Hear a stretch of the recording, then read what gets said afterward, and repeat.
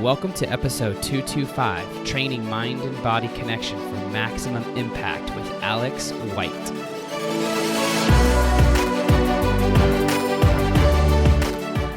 Welcome to the Be That 1% podcast. I'm your host, James Silvis, mindset specialist and performance coach. And here on the show, I'm going to challenge you to think deeper, commit to greatness, and develop a stronger mindset. You'll hear stories from those who are living life on their terms, and you'll receive strategies that will help you level up. So the question is, are you ready to be your own 1%? Let's get started.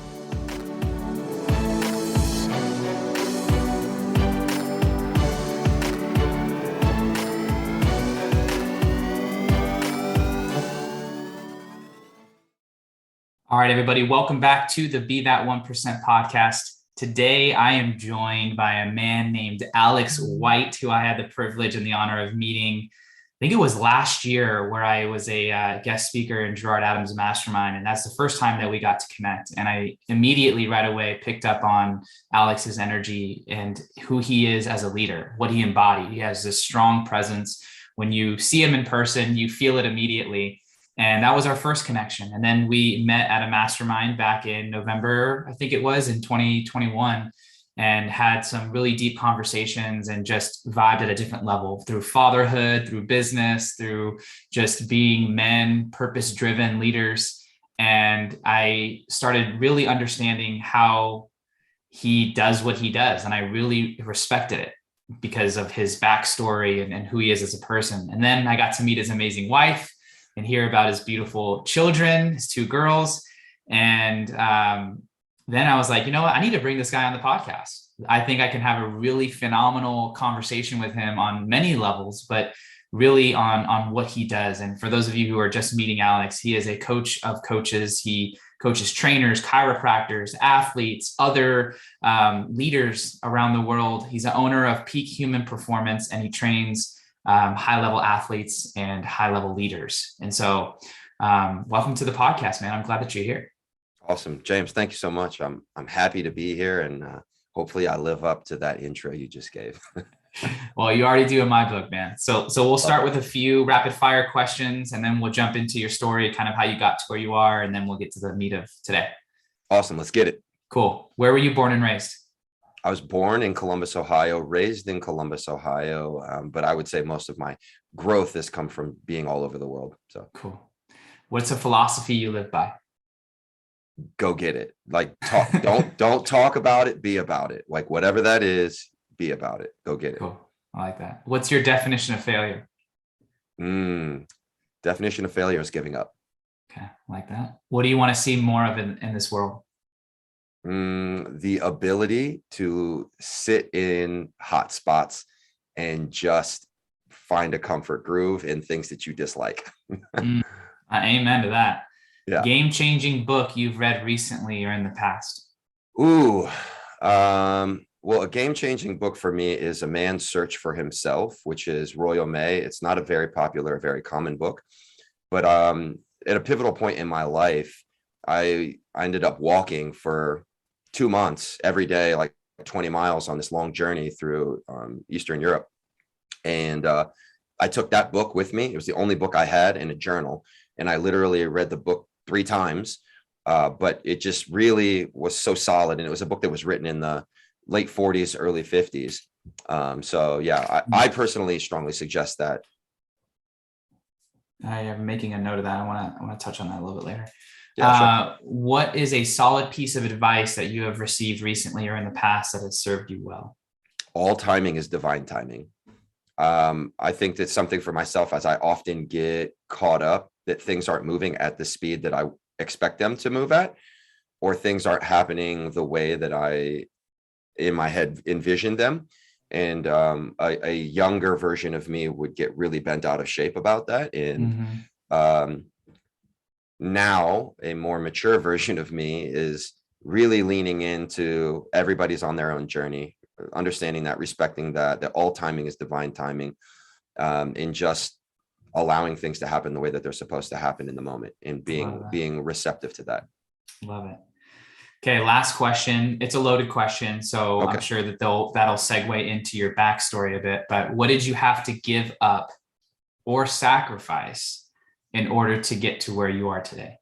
Ego, 100% is the first, bro, the first thing that comes out of that is ego. I had to give up myself in order to get the new me. Mm. And yeah, so I would leave it at that statement and come back to it if you want me Okay, sure, to. sure.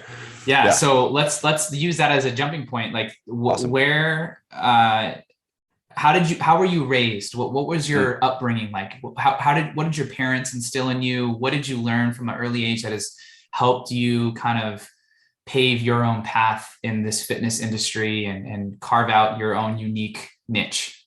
Yeah. Well, I would say first, I was born in Columbus, raised in Columbus. My family has been a very eclectic family. I had stepsisters, a stepfather, half sisters. We had an adopted sister. Our house was like the house where everybody kind of congregated. And although that was like very multicultural, my mom, when I was younger, was going to school. So like my mom had me when she was very young. My biological father was around for a little bit and then he split.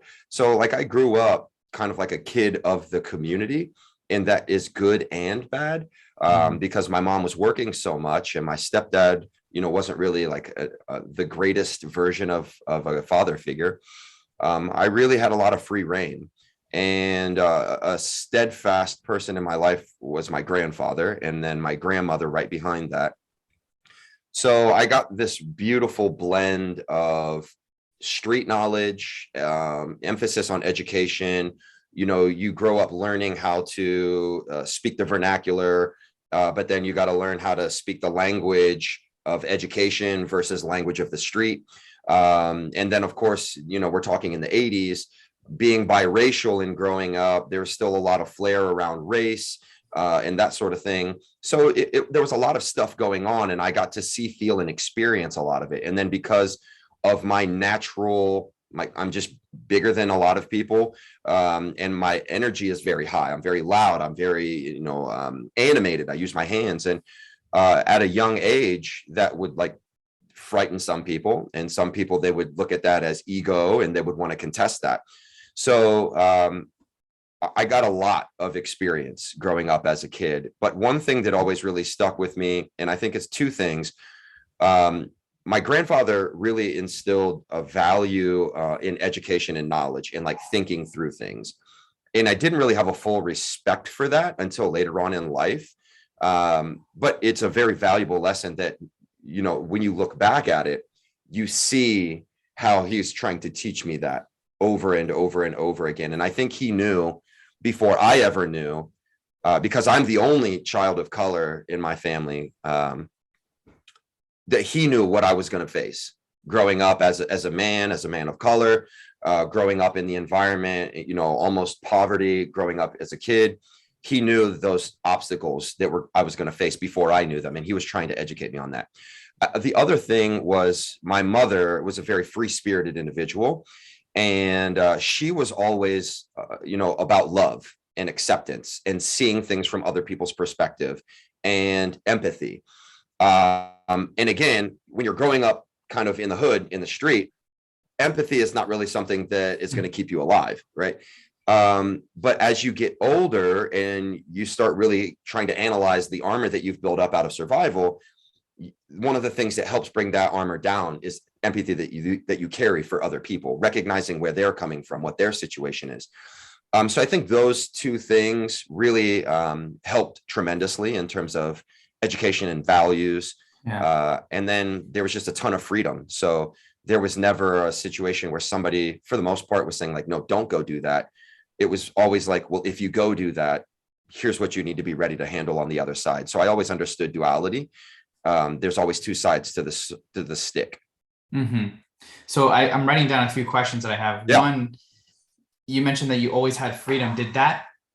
did that cause tension with work environments early on when you were getting jobs and like maybe a boss Mm. would tell you what to do and maybe you're just so used to doing your own thing? Did you rebel a lot? 100%. Yeah. I remember the first time I got fired from a job, I was like 13, which I don't say that like I'm proud of it, Right, right. but when you look at why and you really Mhm. start to understand yourself, the job was literally like running around and handing out flyers, putting flyers on doors for this pizza place.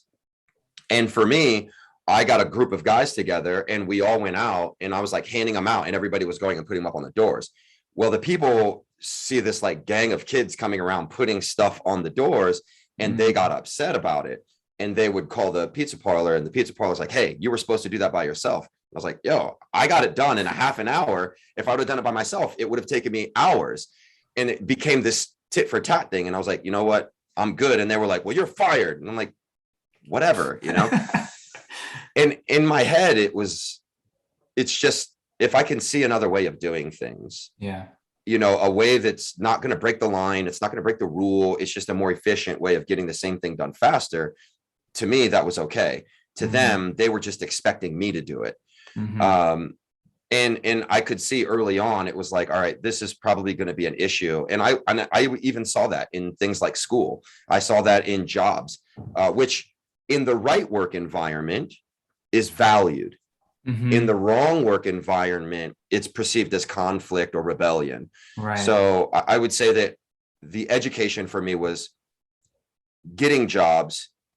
I was quickly able to figure out if this was where I wanted to be or not. And I Mhm. recognize that happening several times in different job opportunities or internships or things like that. So That's cool. That's cool. yeah. The other thing was about empathy. What age did you really start understanding that and maybe even embodying it and Mm. seeing the benefits of embodying it? I would say that empathy was something that I recognized from a very early age, because the home environment that I grew up in was not. It wasn't like mom and dad. We wake up on Saturdays and make pancakes, and like everything is fine.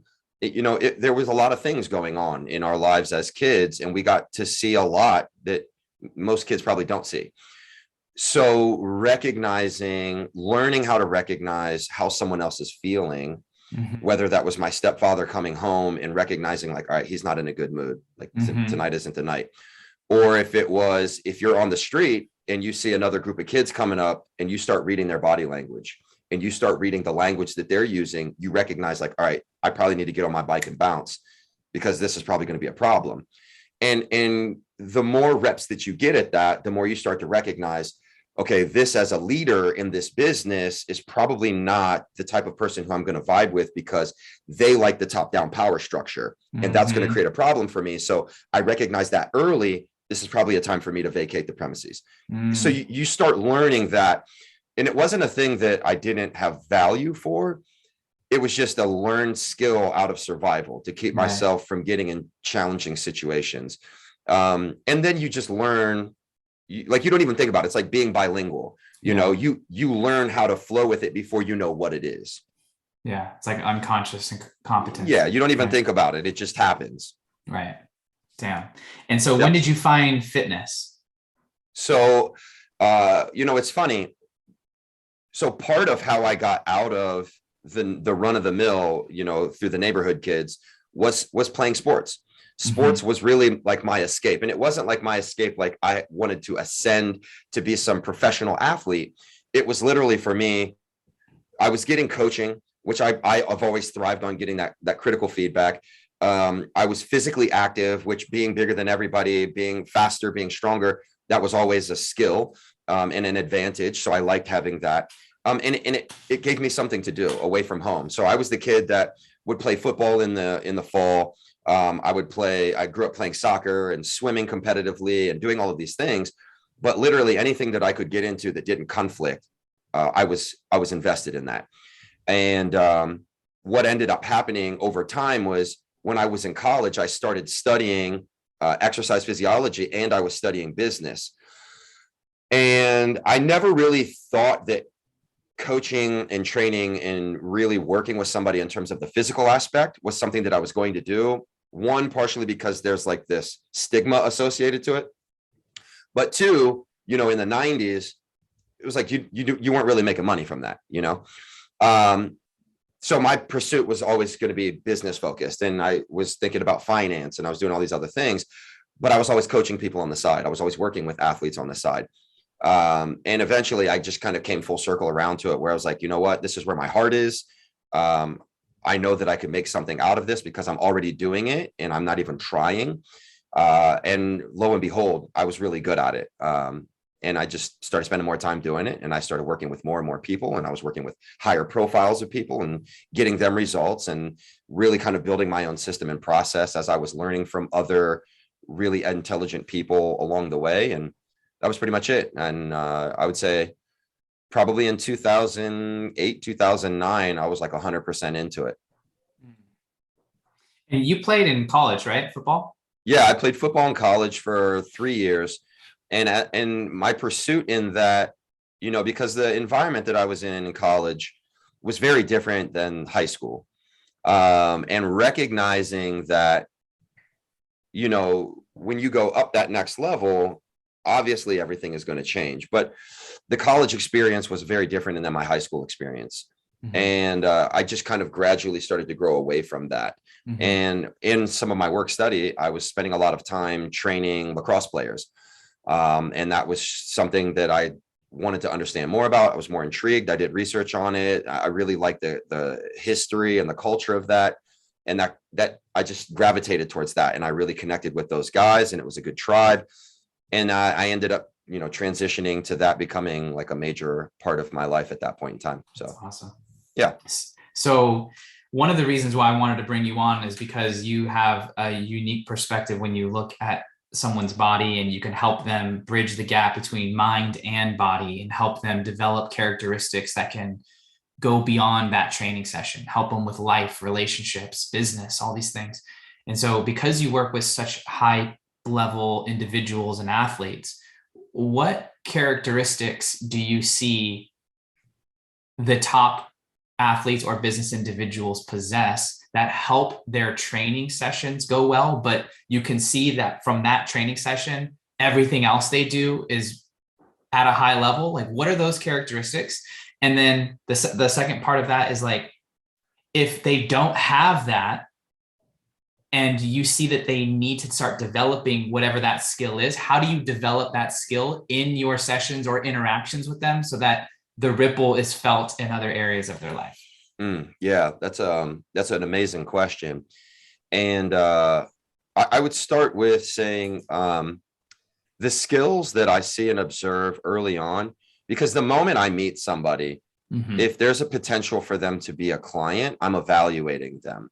Yes. I'm evaluating how they carry themselves. I'm evaluating them on eye contact, on the clarity of their speech, on ideas and what they want. I'm evaluating their posture, and I'm looking at all of these things because the one key thing that I have found is that how you do one thing is how you do everything. And people downplay almost the importance of their body, right? One of the statements that we talk about is don't just work out, train. And if you think about that, working out is like this box that you check. I did my workout for the day, right? Okay, cool. But training is an implication that you're working towards something. You're working towards something specific, which means you want to improve. And that is something that is a through line for every person who I've worked with who is successful in their life, in their relationships. If this is a person who owns and runs a business, if this is a parent, if this is an athlete who, is in the minors and they're trying to get to the majors, if they're in the majors and they're trying to get a bigger contract, whatever it is, there is something on the table that they are working for and they know it and they can clearly define it. And when we know that, the physical aspect just becomes a portion of what we focus on, because everything that's happening outside of your training sessions is going to have an impact on what's happening inside 100%. Of your training sessions. So, as an athlete, if you're thinking about the test that you've got coming up, or you're thinking about problems with your girlfriend, or you got you got chewed out by the coach and you're carrying that into practice, or you're carrying that into a game, how well are you going to perform? Mm-hmm. So being able to manage all of these other aspects in your life and bringing that into the training aspect is really important. If you're in a very high season of sales and you've got deadlines that you need to meet, so you're prioritizing calls and sales numbers and managing your metrics and your account management, you might stay up for 3 or 4 days working late into the night. Now, it's only a portion of your life where you're doing that, but this is the window where you got to get it done. Mm-hmm. Often I see people not recognize that training needs to adjust to that increase in stress. So they're still trying to push hard with their training, and they're still pushing hard with the stress that's coming in their life. And then they're wondering why they're feeling burnt out. They're wondering why they're not able to keep pushing through. They're wondering why they get sick a week after that. And part of the role is you've got to see how everything else feeds into this. You've got to be clear in your mind in what's going on, all of the inputs, so that we can get what's going on in your body to help support what you need to do in your life in the pursuit. Mm-hmm. Because the reality is, unless you are a professional athlete or you're a collegiate athlete or whatever, training should be improving your life. Yeah. Training should not be your life. And I think that people who don't know any different, they mix those things up. They make training their life, and then all of these other areas start falling off. And often it's because there's a lot of confusion or friction in those other areas. So now training becomes the area where they put all their time, effort, and energy to begot dealing with the actual problems. So I would say that that's the big thing. Why I really like training with people of that caliber is because when you're physically under stress, let's say we're talking about an actual training session right now, your mind is going to go all sorts of different places when your body takes you there. Right. And it's, for me, is the fastest way to take somebody to the edge and see what the negative self-talk is like, right? When you are focused in the present moment and you're not thinking about anything else, that's when great ideas come to you. And when you are really like in a physical space where you're being challenged and you surrender, now you're open to being open to feedback and growth. And to me, all of those things carry over to life. And a lot of the people that I work with recognize that those things carry over into their life as well. Push it hard, know what your limits are, surrender to whatever is coming, the challenges that you're facing, and then be open to receiving what comes on the back end, because it's pointing you in the direction of where you need to improve yourself. That's cool. So yeah. I like that. I was getting a massage the other day, and my massage therapist has been doing this for 22 years. And we were talking about mental toughness, and he goes, you know what? I don't really believe in mental toughness as maybe most people do, as like you're weak or you're tough. I think it's just you're trained or you're not trained. Mm-hmm. And I've never heard it said that way. And I love that. Yep. Because what makes you tough is a purpose and an awareness and an environment. And you start just immersing yourself in those things. And as a byproduct, you're training yourself to handle those things. And that's what someone would slap a label on and say, you're tough. But it's not just as simple as that one word. There's elements to that if you were to unravel it, unpack it, you start seeing that there's very simple ingredients that people don't take the time to find. And a lot of what you're saying are those ingredients to train yourself in the session, but to have a recipe for training yourself in other areas of life too. Absolutely. So here's like just to caveat, like to add to that. One of the things that we talk about is training is going to point out your weaknesses. Yes. So when we talk about an athlete, okay, the athlete comes in and we evaluate the athlete. We say, okay, hey, you're good with these 3 things. These 4 things are where you're weak. In order to get you to that next step or whatever you need, here's where we need to focus our time, effort, and energy. And these are going to be our primary focuses. 1, 2, and 3. Everything is going to be built around improving that. When we talk about building confidence, okay, somebody feels inferior, or they have a lack of confidence in the things that they know they're not good at. So let's say as a running back, I have an issue with getting to my left, cutting to my left for whatever reason, right? Okay, cool. Well, then what we need to do in training is, one, put you in situations that's going to make you get more comfortable reacting to cut to your left. Trading that, building confidence in that by doing the repetitions. Yes. And let's say this is the bar. You making all of the mistakes and not doing it well is just building a backlog of experience so that we can reflect on it and go, okay, here's why this didn't work. We got that down. All right, perfect. Let's learn from that and not let that happen again. Okay, we tried this. Okay, that didn't work. Here's why. And then all of these reps that you're getting where it seems hard and you're carrying the weight and it doesn't feel like you're going to just get it, then all of a sudden it starts clicking and all of these things are working. And now you've crossed this threshold where now when you're doing the drills, you're not having the same level of difficulty because you don't know what to expect. Now what you're doing is you're pulling from all of your previous experiences in your training, and now you're building confidence because it goes, okay, look what you did. You see how you did that? That was excellent. Confidence, boom, 1 point. Okay, see how you did that? This was a little bit different and you made this adjustment. Now this was exactly how it should have been. Great job. Another bit of confidence, boom. And then the confidence starts building.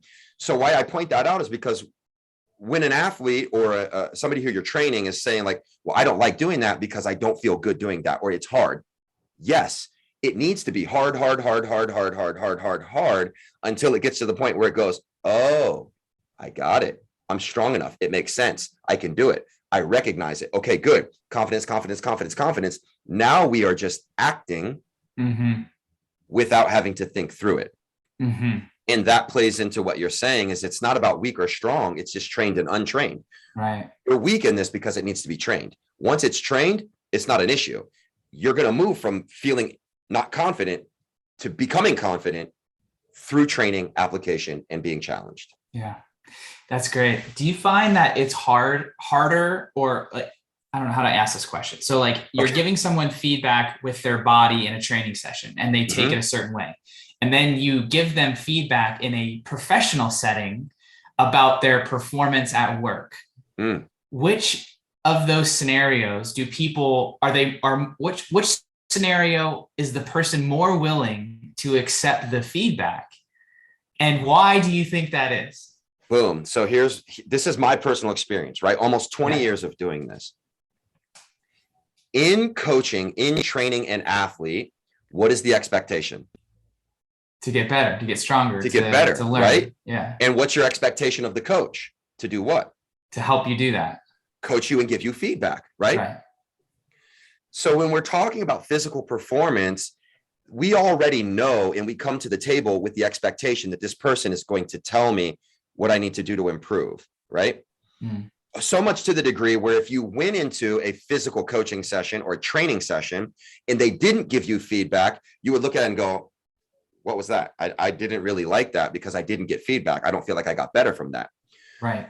But in the work environment, we've gotten away from people actually getting good quality feedback the same way an athlete would get feedback on the field, the same way an athlete would get feedback in a training session. So much to the degree where when you look at how people get moved up the ladder, you go from being a technician who's really good as a technician who now gets promoted to oversee the other technicians.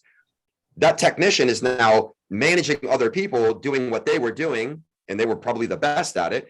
And they're not really taught how to become a good manager or a good coach or a good leader.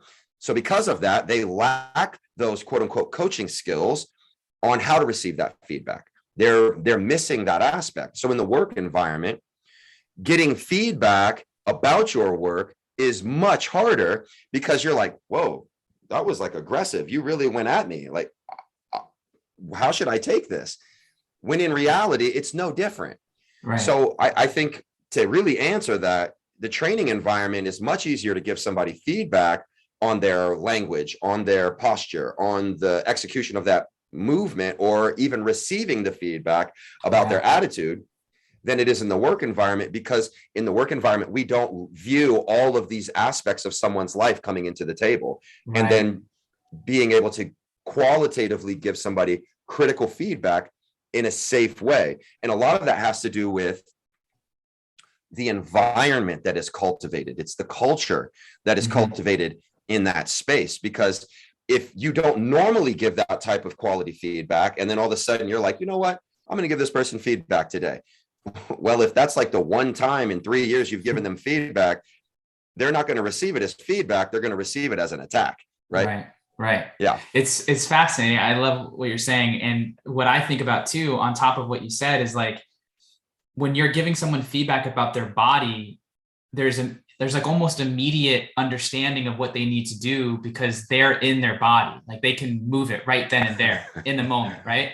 Absolutely. But like with a skill, maybe at their job, there's different dynamics, there's priorities, there's a lot of moving components. And it's like, there's just a lot to think about. So it's not so I can do that right now with my body. It's I have to now do that after the session, and in what order, at what time, under what deadline. So there's a lot of moving components. So I think that adds a factor. I think, to your point, the leader has not learned to maybe understand the people at the level they need to give the feedback in the way that that person needs to receive the feedback. Right. Because they don't take the time to know them, or they're just so busy that they haven't created time, or there is no time to do it. And then you have, a mixture of people in a workplace that may not have that fitness background to want feedback. Maybe just their upbringing there's never been a space where someone's been that consistent and has provided that level of care for the individual to grow. So there's just like so many other things that can interfere with your ability to receive and give feedback in the workplace. I just thought that was interesting, and I wanted to get your feedback. Yeah, no, I love that. And I think that that's definitely something that, it does, and it's not even fitness specific. I mean, really it is. There's so many aspects to that, your family upbringing, where were you at before you came here? What is the interviewing process like? What are the standard and expectations that you're creating when somebody's coming in? How are you onboarding them? Like all of these things are like really setting the stage, because I think it's like your first 90 days are the most important 90 days of a new hire, bringing them in, because it's setting the tempo for how they're going to interact with you and know that their role and how they're going to interact with everybody else in the business in perpetuity, When training an athlete, a person on your staff, a chiropractor, anyone that you're coaching or training, what is one of your favorite questions to ask that gets you to know them or know where they're at, so that you know how to work with them, collaborate with them, or lead them? Yeah. So there's a lot of questions that I use, but something that I've grown into in the last probably 7 years have been personality assessments. So we would use things like Enneagram, and now we've shifted into DISC assessments, and understanding someone's DISC assessment when they first come in, it helps me understand like instantly, okay, these are the types of questions and the way that I want to deliver them to this person, to start to get to know them and understand them. And then as I'm going through that, I like asking questions. We call them the body questions, are usually things about self-awareness and things that they've probably experienced within the last 24 to 48 hours. So I'm asking them about their sleep. I'm asking them about their food. I'm asking them about how they physically feel. I'm asking them about things that stress them out, because that level of awareness to their immediate environment, the things that they are interacting with on a daily basis that are going to have a profound impact on how they show up daily. If they're not aware of that on a regular basis, then they're not going to be aware of how it's impacting them, right? If they're like, oh yeah, my sleep was good. It's like, okay, well, how long did you sleep? Like, do you feel rested when you're waking up? Like, tell me about that. How are you dreaming? Like, I'm asking them those types of questions because they're not so abstract and out of the wheelhouse that everybody experiences them. Everybody should have some sort of a connection to them. And by getting clear on that, I know how they observe and what they recognize as being the correlation between their environment and their performance. I love that. Yeah. And the beauty about asking those questions is not only are you getting information to help you understand them better, but if they don't know the answers to those questions, you're enhancing their self-awareness so that they're more effective at the job. And they appreciate you for that, because even in just the intake form, they're growing already, Yeah. which is cool. And I don't know if people think about it like that. It serves too many purposes by you taking the time to ask very specific questions about the people that either work with you, for you, or that want to work with you. Like you don't want to just let anybody into your company, into your culture, into your bubble without getting to know someone first. And if you don't have a set of questions, this is a prompt, a suggestion to start creating some of those, because your time is sacred. And if you're going to invest in someone, you want to make sure that that person is equally invested and that they can thrive under your leadership. Yeah, I think, we talk about it often as the Ford questions, FORD, if you're familiar with that acronym. So Ford questions are, when we're analyzing these body aspects, these five components of someone's life, what we're doing is we're taking a backlog of what we call the Ford questions. We're understanding their family. We're looking for like occupation, experience, like that sort of thing. Then we're looking at recreation. What are the things that they like doing? How is that impacting them? And then we're trying to analyze the last one, which is dreams and aspirations. So when we're looking for these four things through these body questions, it's like, James, tell me how you slept last night, right? And you're like, oh, well, our son is doing this, this, and this, right? What you just told me answers my family. The way we were taking this trip and we just got back last week. Now I'm understanding recreation. Right. And it's through this first layer of questioning about your immediate environment that I'm able to start pulling the second layer and third layer answers to understand you. And for us, it's very deep because we take the same approach with an intake with a client. Hey, what's going on? Why are we here? Like, how'd you sleep last night? Tell me about this. And I'm filling in these FORD questions so that now I understand what I can anticipate. What are their motivating factors? It's like, what is their primary buying motive, right? What is the thing that's driving them? And we call that the black swan. Can we answer the black swan before they tell us what it is? That's the goal. Nice. And it probably makes it fun too. It is. It's a game. Yeah, it's a game. And it's funny because when you say that, when we teach that to new staff, we formulate it as a game. And by formulating it as a game and a challenge, you're excited because now you're excavating. You're asking questions 90, or you're asking questions 10 and you're listening 90, and you're looking for, oh, okay, well, if I structure it like this, like maybe I can get to this. And now it makes it more exciting and engaging. To listening, because I think that's something that I value a lot. I think that's something that you value a lot. I think that's one of the main reasons why I was connected to you in the first place, is because of your ability to listen. And then from there, you know what to say, which has been my experience. How have you cultivated greater level of skill in listening? I have my answers, or at least my theories, but I'm curious, like, how do you practice that? How do you know if you're improving in that? And then maybe if you want to take it a step further, how do you teach other people to be good at that? So they say statistically that in order for you to process a thought, it takes roughly 7 seconds. But the average time that it takes for somebody to respond is like 3 seconds. So the implication there is that we are, as you're talking, thinking about our response before we've even contemplated the weight of your actual statements and questions. So the skill for me is always listening and really engaging in the listening aspect. And then understanding when you're saying something, I want to make sure that I understand how you're saying it, why you're saying it, what's the background and why you're stating it this way. And it's always 3D, right? I've got this first layer, second layer, and third layer. I hear what you're saying. Here's why you're saying it. And here's what you're trying to get from that statement. So like, I'm thinking of all of those things with all of the conversations that I'm having. Let me state that. I'm having that sort of interaction in deep conversations, right? You're not having that conversation with the person at Starbucks, right? Yeah. You might go second level with them, like, okay, well, they said that their day is like this because, okay, cool. Hey, I hope you have a better day. But it's important that like we understand, hold on, give me 1 second. Boop, there it is. All right, cool.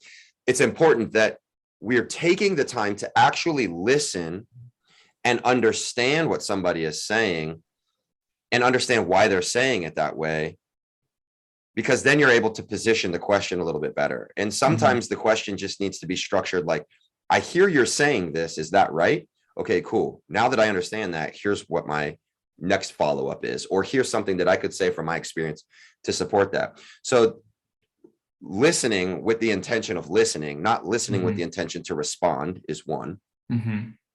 Two is, as I'm listening, I am looking for points, what we call is like crossing the bridge. We're trying to build a bridge with someone. So as I'm listening to you, I'm trying to think, I've had an experience like that. I understand where this person is coming from, or that's happened to me, or I've seen or talked with somebody else who that's happened to. I understand that better. And once I can understand that better, that bridge, it's like they've stated something, and now can I walk out and meet them halfway on the bridge in the middle with an experience that helps me understand that statement or that position better.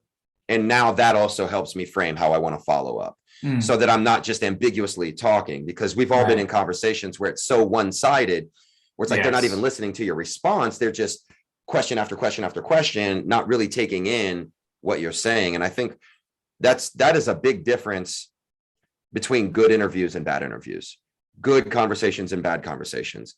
A good sales interaction and a bad sales interaction, Yeah. I agree with what you're saying. As you're talking, I'm like, yeah, I do that. I look at conversation as music, and you have rhythm and timing and pace and pause, and all of that is like a symphony all going at one time. And I've gotten feedback on countless occasions of like, you're a really good conversationalist, you're a really good listener. And there's so many things that I'm listening for in a conversation. I'm listening with my eyes. I'm listening with my body, what I feel. I'm listening to what I'm hearing. And all of that is like keeping a cadence. And sometimes it gets dicey. Like sometimes you hit the black keys and sometimes you hit the white keys, right? But it's still a dance. And I'd like to think pretty good at making good music with conversation. And when I'm around people who are what you're saying, like either want to talk forever or aren't really listening, they're just interjecting. It's like taking the needle on a vinyl record and like scratching it. I'm like, I can recognize it so fast now that if that person's open to feedback, then I'm more than willing to give that feedback. But I'm like, it's weird. It's music to me. That's why I love depth conversations, because I'm feeling the vulnerability. I'm feeling the courage that it takes to talk about those deep subjects. And it's only in those spaces that people change. And so if I can hold that space through non-judgment and really listen to what's being said and add my own style to that safe space that's been created, both of us walk away from that conversation changed. And that's always my objective when talking to somebody. And you can only do that if you're listening. So one, I 100% believe that, because even with people that people who are like, you know what, this might be too much for me, like this is too intense, it's too much, or this just isn't what I thought it was going to be. Cool, right? I never had anybody walk away from me going like, oh man, like that was a complete waste of my time. Like they walk away going, wow, this is too much. You really know me, you see me, which is the big thing. You hear me, you feel me. Yes. I understand that. I'm not ready for that. And I want people always walking away, even if we don't work together, even if we're not friends, even if we're only going to see each other this one time in the airport, right? I want people to walk away going, wow, like he was listening, he was asking questions. And what you find is that when you go into those conversations with no expectation other than to just excavate this person and really understand them, you're able to cut through the minutia quickly. And there are people who really like things surface level. And when you get right through the surface into the meat of things within the first 10 to 15 minutes of a conversation, one of two things is going to happen. Either they're going to feel too uncomfortable and they're going to try to bring the conversation back up through body language or changing the subject, or they're going to see how easy you're managing that. Mm-hmm. And then they're going to go, okay, this guy, you're just so easy to talk to. Like, okay, let me drop into this. I'm not used to this, but I like where it's going. And when they drop into that, now it's like a whole new, it's like Aladdin, a whole new world, you know, because they are like, I don't normally have conversations of this depth and quality, even with people that I know. Yeah. And you get to really valuable things like purpose, like meaning, like getting to someone's weak points and what they're afraid of. And that you can't up here on the surface level really have an impact on somebody's life. You got to be able to get down into it. And it starts with listening. So I 100%. And I love the music analogy. I think that's fantastic. I think you're musical. I know you. I feel you. Oh yeah. Yeah. As we wind down here, I want to ask, because listening takes a lot of energy.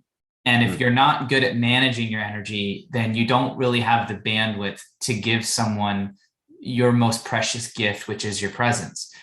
I think I already know the answer to this, but maybe there is some unorthodox way that you maintain your energy. How do you clear your mind, prepare your body to be able to listen the way that you describe it in several different conversations throughout the day, maybe more so than the average person, and not get tired or not fatigue as fast as, let's say, someone who is trying this maybe for the first time, or they're just beginner at listening in this way? The first thing I think that comes to me is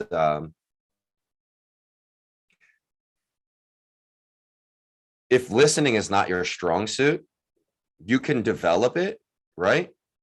But knowing what to listen for, like knowing how to listen, knowing what your follow-up questions want to be, like that just might not be your skill set. So recognize that and learn how to improve it as much as you can, but be okay recognizing that maybe that's not it. Maybe you need to write things out beforehand, right? Maybe you need to hear it and then sit for a little bit and give yourself time to formulate a response. Like you've got to understand what is going to be your best way of like dialoguing back and forth with somebody, right? Mm-hmm. The second thing is I thoroughly enjoy getting to know people. Same. I thoroughly enjoy having these types of conversations. And I also thoroughly enjoy deep conversations. I don't like surface level conversations. When I really want to know somebody, like we're going to have a serious conversation. And if we can't have a serious conversation, it's likely that we're probably not going to be in some sort of engagement or have a relationship. Right. So knowing that having these conversations is part of what fills my cup, it makes it easier to have multiple conversations throughout the day. Mm-hmm. And then the other thing is compartmentalizing, recognizing that there's a time and a place for those types of conversations and not expecting every interaction to be that depth of conversation. That's good. I think that's important. And then the last thing that I would come around to in that is, you talked about things that you allow yourself that grace to be present, is knowing what your priorities and objectives are. What is it that I need to be able to let go of in order to be present right now? Mm-hmm. So if me sitting here with you on this call, this is my priority right now. So because of that, I have to make sure that I give myself the grace to let go of the stress that's pulling or could be pulling my attention and focus away from this time. If it's a call that I've got coming up later, or something that happened this morning that's really bothering me, or something that needs to happen next week, all of those things are either pulling me into the future or they're pulling me back into the past, and they're taking me away from the now. Mm-hmm. And in order for me to be here to listen and fully engage with you, I have to be strong enough to say those things don't matter right now. And I've got to like block them out to the degree where it's like, okay, I'm here. I'm 100% present with you. And this is where I am. And I can pick those things up at the door when I leave. Right. I love that, man.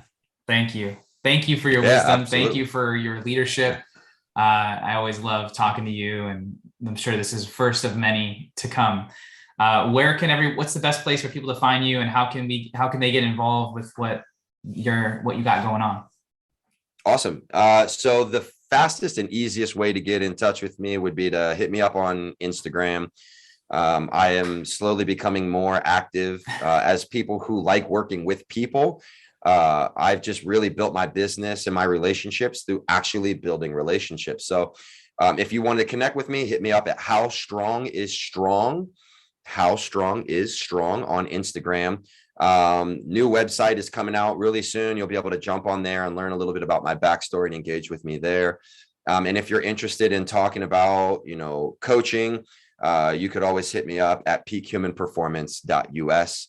That's the home of all of our fitness and training and coaching stuff. So it'd be great. I appreciate you. Thank you, brother. And I hope you have a blessed day, and let's continue to be in purpose and make an impact, man.